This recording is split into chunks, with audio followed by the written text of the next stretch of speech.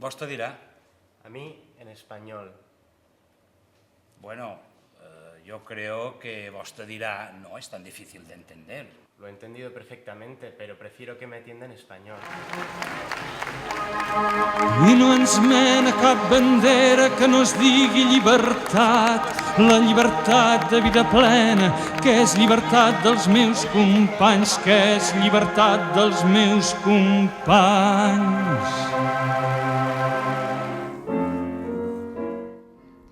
Manolo, i tu com va ser això d'oferir-te com a catalanoparlant a un grup de conversa a Sant Andalús? Bé, jo ni sabia que existissin aquests grups de conversa.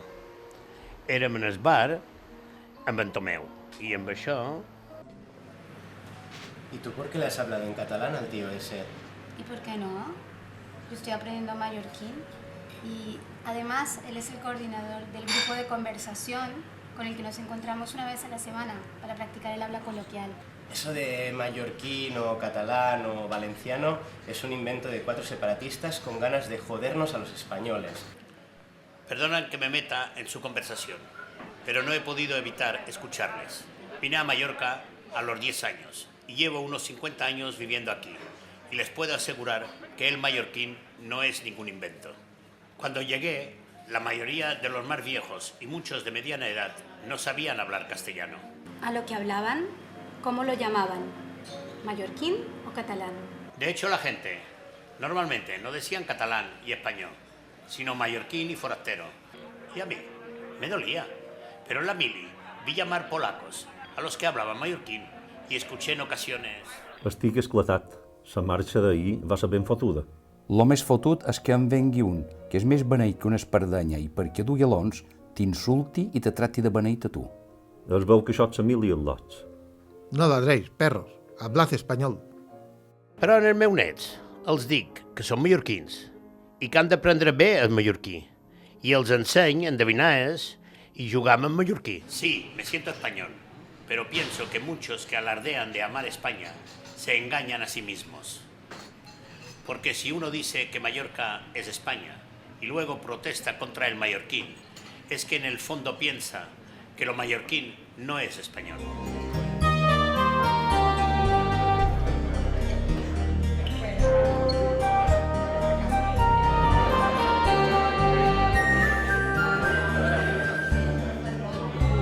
De petita vaig patir la imposició lingüística del castellà, sobretot a l'escola. A les altres escoles no sé què passava, però sobretot a la meva no se podia xerrar gens en mallorquí. Som de Daniela, som de l'Argentina. Fa 3 anys i busques que som aquí a Mallorca i encara que no sabia que aquí es xerrava en català abans d'arribar-hi, m'agrada molt xerrar en mallorquí i aprendre en mallorquí.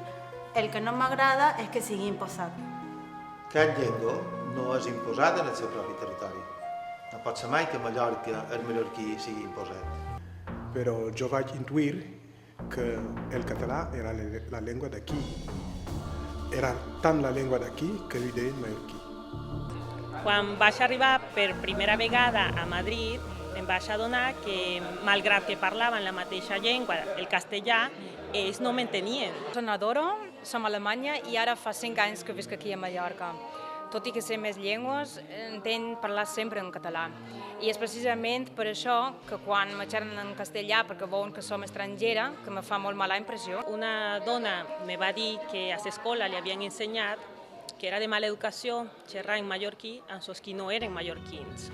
Jo penso una mala educació anar a una banda i no aprendre, com a mínim entendre la llengua de la gent d'aquella banda. Com una barca venta a vila, desxifrat a la mar de la balanguera fila, fila, la balanguera filarà.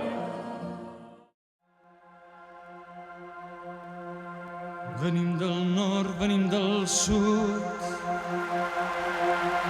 de terra endins, de mar enllà.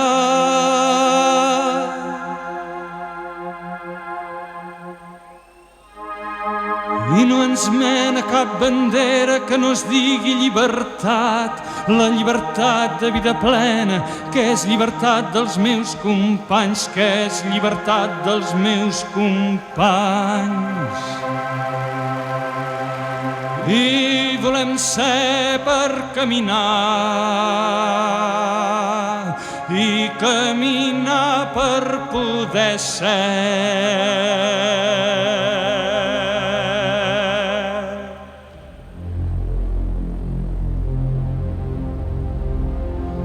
Venim del nord, venim del sud, de terra endins, de mar enllà. I no creiem en les fronteres si darrere hi ha un company amb les seves mans esteses on per vindre alliberat, on per vindre alliberat. I caminem per poder ser.